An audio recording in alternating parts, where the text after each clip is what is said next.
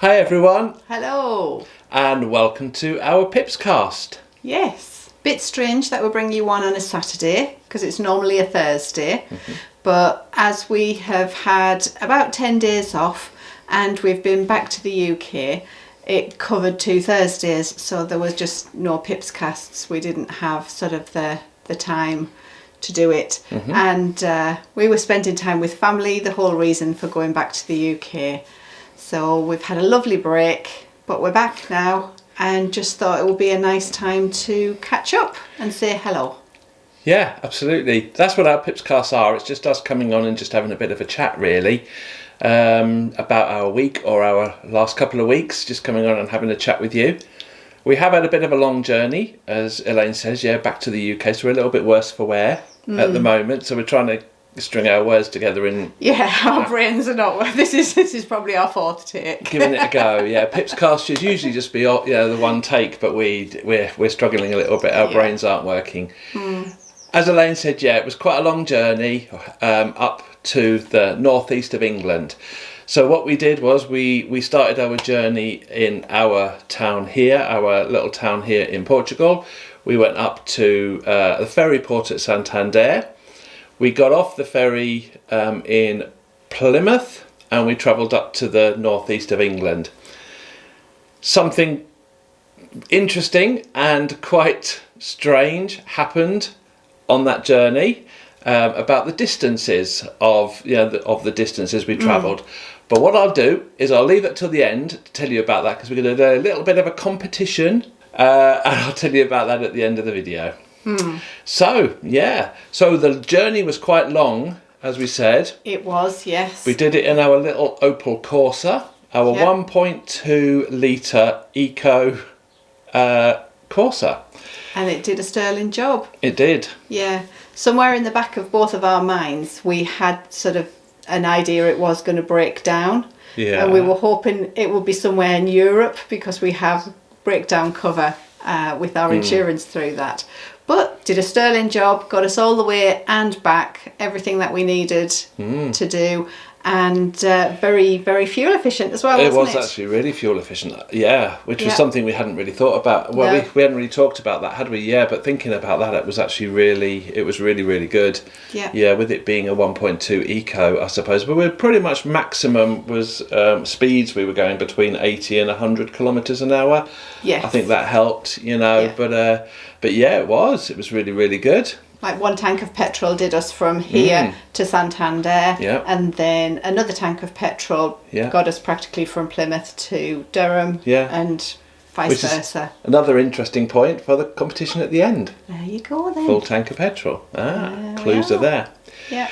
So this was the first time we've actually done the ferry journey. We usually do the Channel Tunnel, which means that we travel from here all the way up most of Spain, and then all the way through France. And the France part of the journey is about 2.5 days of driving. It is for us. It is for us, And then what happens is then we get to where is it that the channel? It's sort of around Calais, isn't it? Calais area, and getting on the train, which takes us under the sea into the UK. It takes 35 minutes. Yeah. But we wanted to cut out that 2.5 days driving. That's why we've done the ferry this time. Yeah, we usually do the tunnel because it's so much easier with Max. Max easier. Just gets to sit in the car with us. He doesn't have to, be disturbed or anything. And it's really quick and speedy, and there's loads of them throughout the day. Yeah, so the ferry was sort of a compromise. We figured out how much we would have spent on fuel and the time and the tolls, because you have to pay to drive on a lot of the fast roads in France, and it worked out pretty much the same, didn't it, as getting the ferry from Santander to Plymouth, and saved us like a day and a half in travel as well. I'd say but it was the first time we didn't know what to expect. No. And I think we were sort of disappointed when we got on the ferry. It all started off so great. Everything was organised and you were whipped through. You had a special sticker on your car because you had a pet, so they didn't want you sitting on the port side in the sunshine. And you got on straight away. And then everything sort of just went downhill from a pet's perspective thereafter. Well, yeah. From our point of view. From our point of view. I was really excited when we got there and we could see our ferry just docked on the side there as we drove in. I was like, Elaine, film the ferry. It's really exciting. Look at that ferry. That's ours. Yeah, it's huge and it looks really nice. Yeah, within half an hour I was like, okay, I'm over it now. It was like, dear me, honestly. So yeah, I mean, well, a couple of things with this one, which next time we will definitely get a cabin for ourselves. We didn't have a cabin on this journey to the UK. To the UK, yeah. We would definitely get a cabin next time. And if we possibly could, which is quite difficult, we would get a pet-friendly cabin so that Max could stay with us. Yes. Because unfortunately Max had to stay in a kennel or a cage, basically. Yeah. Now Max hasn't stayed in a cage since we found him 6 years ago. He when we first found him as a rescue dog, obviously he was in a cage then, but since then he's never been in one. So it was a little bit of a shock to us. Yeah. Wasn't probably it? More to, well, he didn't like it, and he made it clear that he didn't like it, but it was probably a lot of our human emotions being put onto the poor situation that Max is in. Yeah. But and the exercise area wasn't particularly great for the number of dogs. So it was a very small exercise area when you consider the amount of dogs that they could potentially take on. Yes. Onto the boat. It was a very small area for a lot of dogs potentially. With us, we were quite lucky on the way out. I think the steward said I think there were 8 dogs. That was it. So that's kind of okay. But on the way back, there were a lot of dogs, and yeah. But anyway, so yeah, we were a little bit shocked by it. We didn't have a cabin, so therefore we became a little bit sleep deprived. Yep, quite sleep deprived. We probably clouded our judgment in the whole situation. I think so.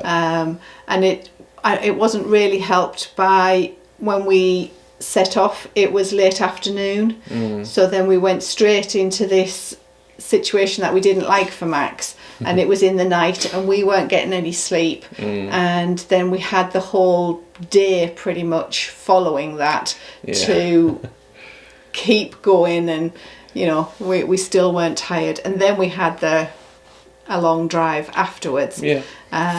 But there we go. We learnt, and we will do something different. Yeah, we'll do something different. I think our expectations were quite high, but then they were just diminished a little bit, I think, but mainly from a Max perspective. We've set sail. It's now very windy since we cleared the harbour, but at least it's dry and it's pretty flat. But very windy. The ferry was actually really quite nice. From a human perspective, the ferry was lovely. Yes, it was. Yes. Yeah, they had lots of cafeterias, self-service restaurants, as they called them, I think, cafes and things like that. And the food was okay, wasn't it? Yeah. The food was good. Quite expensive.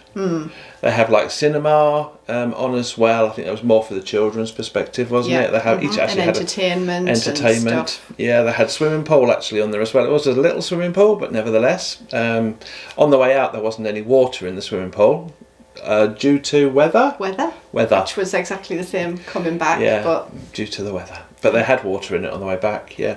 So quite an interesting example. Well, sorry, quite an interesting thing for us to do. Something we've never done before. But yeah, as Elaine said, I think we'll probably do something different next time. Yeah. But mainly from Max's perspective. So hi everyone. Here we are on the Pont Avon ferry from Santander in Spain across to Plymouth. In the deep south of the UK. So I think we've been on board most of the journey now. We've had a little look around. We're doing an overnight journey as well, so the ferry started at 6 o'clock in the evening. It departed, so we had like a long drive to get here. It was about 6 hours to get to Santander from our land in Portugal. About 6 hours to get to the ferry. Then we're on the ferry for I think about 20 plus hours, something like that. We didn't get much of a good sleep last night, so we're a little bit tired, a little bit worse for wear, but we're getting there. we're now well on our way. As I said, we're about 3 hours away, I think, now from our destination of Plymouth. So we'll show you a little bit around the boat, about the ferry, and just show you that.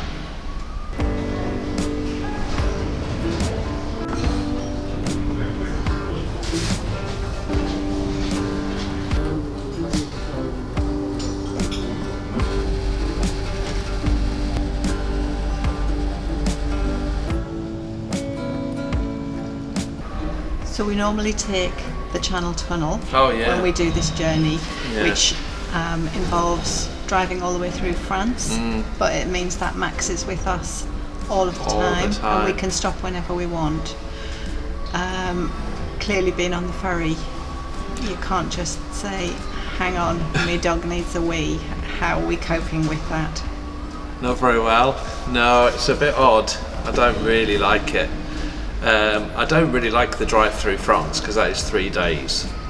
By taking the ferry, we're basically saving 3 days of travel, really. Well, maybe 2.5 days of travel. But in all honesty, I think I prefer the driving. There's something to do.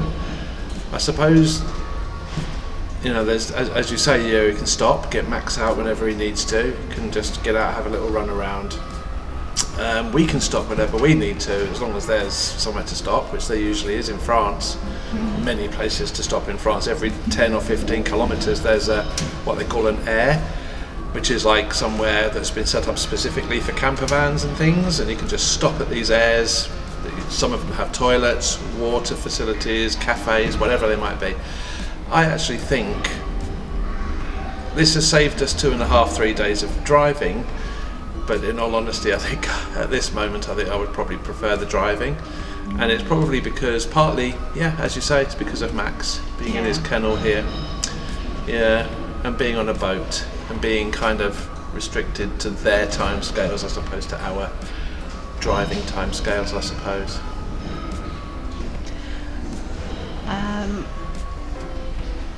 How many pastries have you eaten since you've been on this short ferry journey?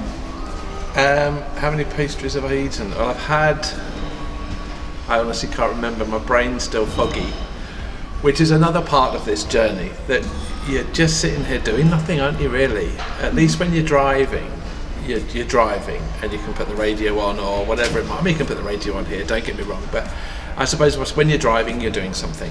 When you're sitting on a boat, looking at the water, you're not doing anything. So the thing you have to do is go to the restaurant and get a coffee and a pastry. But I think I've either had 2 or 3 pastries. Is that right? Probably. Probably. I think it's 2.5. Yeah, 2 and a bite. I only let you have a bite of the last one, didn't I? But I'm still quite, even though I've had a coffee this morning, and the coffee is very nice on here, very nice coffee.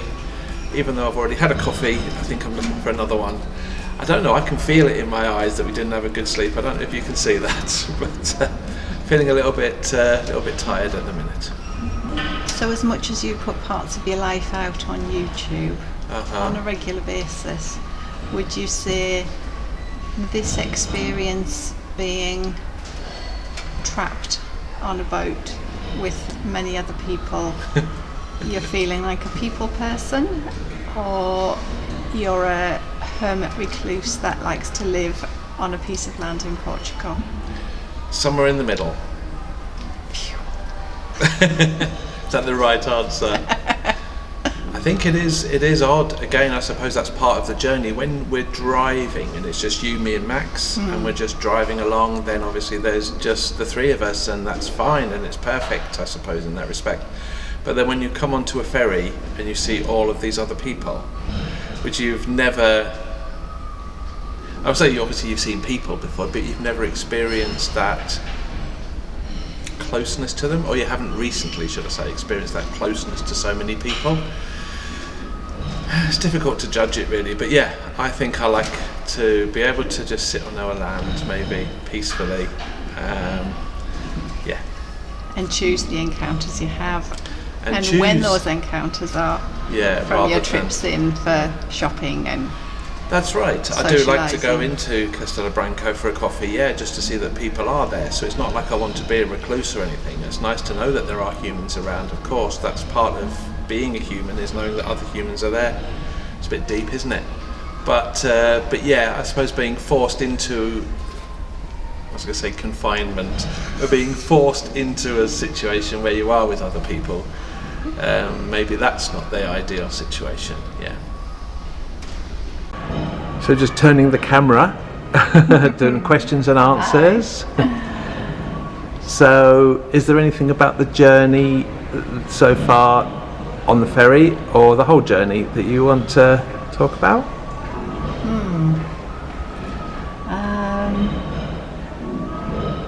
I suppose in the back of our minds we both had a concern about our old little car actually making the journey, but it's been spot on, and the fuel consumption was another thing that we thought about, and that's been fine. But the one thing that neither of us took into consideration, because Portugal and the UK are in the same time zone, we forgot that as we travel through Spain and depart on the ferry from Spain, that there's an hour's time difference. So it was just as well that my sort of organised paranoia kicked in and made us leave way in advance, because we actually needed that extra hour to get here, to be in time to check in. So everybody travelling with a pet has to be here 30 minutes earlier than normal check-in. Yeah, I think so. Because you get sort of priority access. The check-in is right on the port side. We were in full sun, and they don't want the pets sitting in cars, in hot weather. So you get priority check-in with your pet, which was really good. And had we not, I don't know, we didn't foresee that because we just completely forgot about it. But luckily, my obsession with being somewhere on time and being early gave us that opportunity to still be here with the hour difference. Yeah. And then we're just waiting for the hour to kick back in when we get into UK waters. So. Yeah.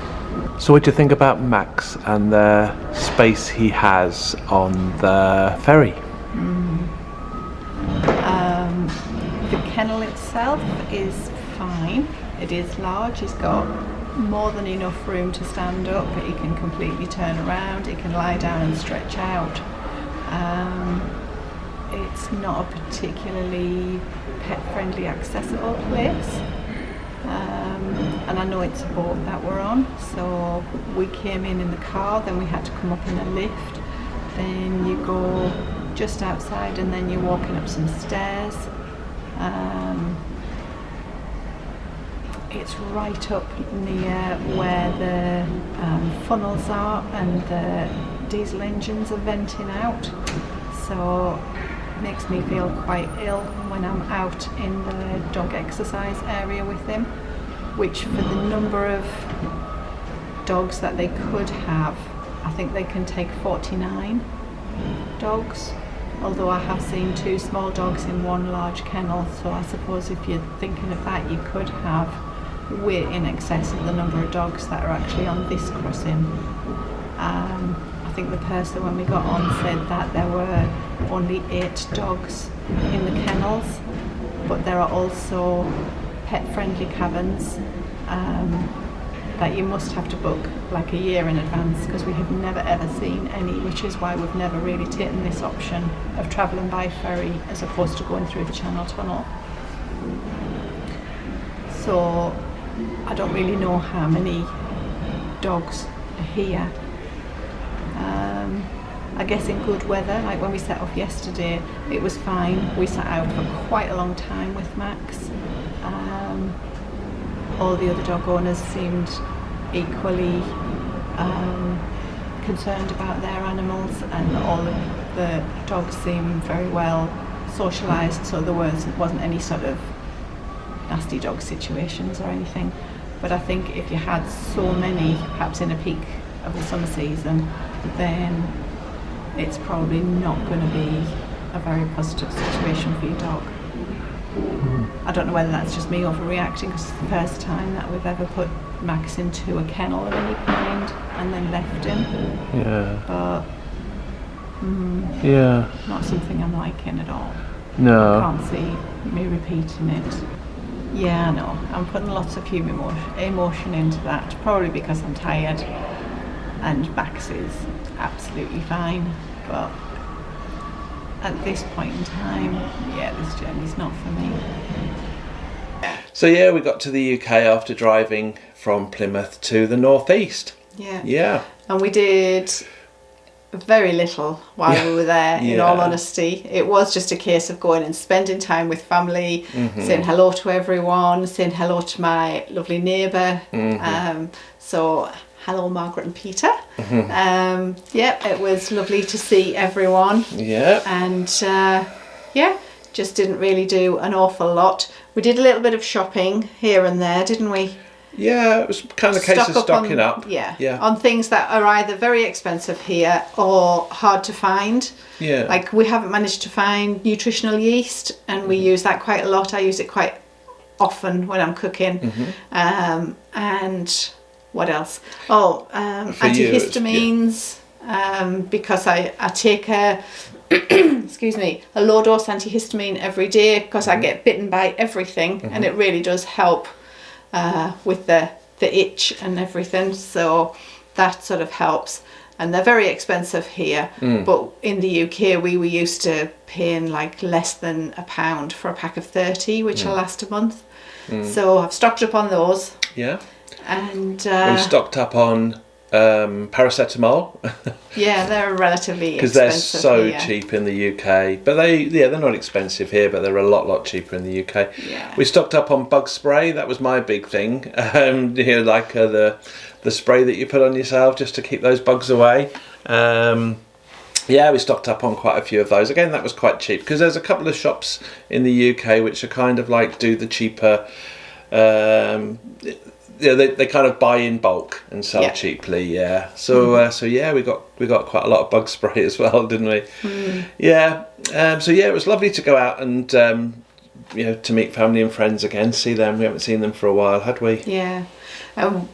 On the Sunday we went out for lunch with my brothers and their wives. So the 6 of us were out for lunch, and then all of a sudden at 3:00 the UK had its first test run of an emergency broadcast to your mobile phone system, which was terrifying actually. Yeah. Everyone was just sat in the restaurant, and sort of in my peripheral vision, everybody leapt at the same time. All of the phones started going, Sound and it effects. was Nice. it was quite off-putting and quite unnerving. It was quite loud. Yeah, very loud. Yeah, and in the whole restaurant, with everybody's phone had gone off at the same time. It was like an emergency broadcast thing, wasn't it? And you had to press the OK button to stop it. The waitress, I don't know how true this is, but the waitress actually said that if you don't accept it, which I don't know how else she could have switched it off, but she said if you don't accept it as you accept this emergency broadcast thing, then it stops your phone from working from then on, or blocks your phone. Not sure about that, how that works, but that was interesting. So we were kind of like a little bit, whoa, what's all this about? But it was just a UK government emergency broadcast test. It was a test. It was a test. Yeah, the test to see how it all works, and you had to accept it. Yeah, very interesting, and a little bit worrying, and a little bit scary, shocking. Yeah, whilst we're sitting there having a meal, which was lovely, by the way, wasn't it? Yep, very good meal. Lovely meal. Yeah. Yeah. We also had time. We did seem to eat an awful lot, though, That's didn't all we did, I think. That's what you've got to do, isn't it? I cooked. If the kids were like, "Oh, great, Mum's home. What are you going to make for tea? What are you going to do for dinner?" Did some cooking for my family. Yeah. But we also had chance to meet up with some of our subscribers. Hello, Anita and Wayne. They were visiting family so they weren't where they normally live. They were further up north, and said, "Oh well, we're coming that way up. Would there be any chance to meet you?" So we all met up in Durham and had a nice meal, had a good chin wag, a good chat for a few hours. So that was really lovely. It's lovely to meet you. Yeah. Yeah, and just kept on. Yeah, so that was Eating, it. Yeah, didn't we we? did just eat. Yeah, that was quite nice actually. But we did have some nice relaxing. Just relaxed, didn't we? We Yes. watched a bit of telly. That was interesting. Yeah. Just to see a television, really, because we don't watch television here, do we? Really? Don't watch a lot. We don't watch television. We watch like YouTube yes, and some things. YouTube and some Netflix. So and actually, that kind sort of see, thing. it was like going back to, it was familiar, but we hadn't done it for a long time, so it was a bit Yeah. strange as well. But the whole experience was really, wasn't it? It Familiar, was, but yes. but kind of strange. Yeah, Yeah. just because we're not used to that for the moment. But yeah, we spent about 6 days. I think, wasn't it? 6 days in the UK, Probably. 6 nights maybe, something like that. Yeah, and just did all of those things. It was lovely. So then it was the journey back, wasn't it? Yep. Yeah.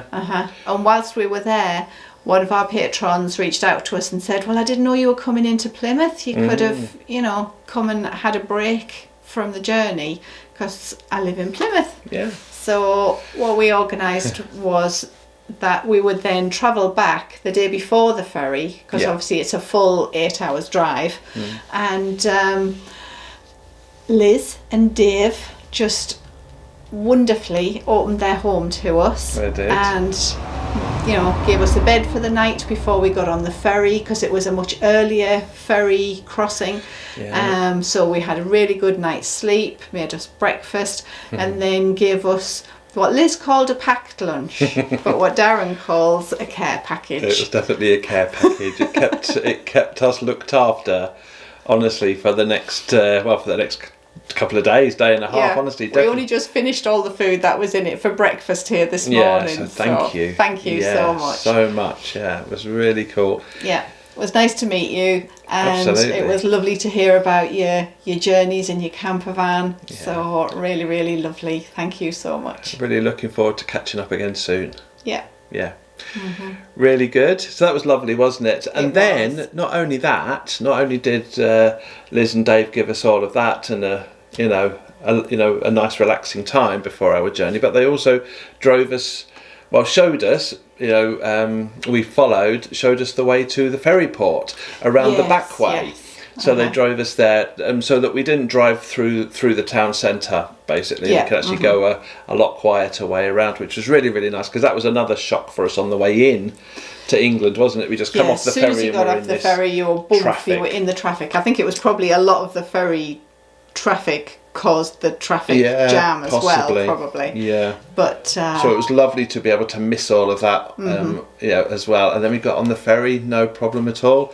Yeah. Max with his Portuguese passport now. Oh yeah, always just so easy, so Yeah. much easier, because he's got his own pet Portuguese passport now, which was lovely. Yeah, it was all just really, really smooth, wasn't it? Really, and really, Yeah. really nice. And again, a shock that the car had actually made this journey. Really, every little part, we were like, yeah, the car's done this other little part of it, and we're getting closer and closer. Yeah. So the return ferry, I think it was helped by having a good night's sleep before. beforehand. And Yeah. then we did have a cabin on the way back We did. too. So That was so much we easier. set off sort of mid-morning. So we had all day outside with Max in the dog walk dog walk, area. yeah. So really it was more like a normal day. So we Yeah. spent the whole day together. Then he went into the cage. Oh, so Noisy busy one. today. It is busy today. He went into the cage just for the night, Yeah. and then up again. We had to be Yeah. up early because it was an early Docking. Yeah, of- docking of the ferry. to disembark. That Yeah. was the word I was trying to think. Yeah, so it was much smoother, much nicer for us. We got a good night's sleep again. And then up early for Max, and he was fine. And he didn't enjoy it, let's be honest, but he got over it quite quickly, and he coped really, really well, actually. Yeah. I was very proud of him, of course. Yeah, But yeah, it was a much nicer drive. And then we were in Santander, weren't we? And we were then driving back through Portugal. About another 7 hours did it take us to get back to here? Oh, at least maybe more. Yeah. We had a few little stops along the way, as you do. Yeah, so and then we stopped off, got a little bit of food from. Even managed to do a quick shop. Yeah, quick shop, and then back home, and we were back. I think by 8:30 we were back, and then asleep by 9:30. I think it was. Yeah, and we're still getting over it now. Yeah. But I suppose that journey kind of brings us back to the beginning when we're talking about to what you found out. What I found out. So I think I mentioned at the beginning of the video, when I get in a car at the beginning of a journey that we're going to go, a long journey, I set the mileometer or kilometer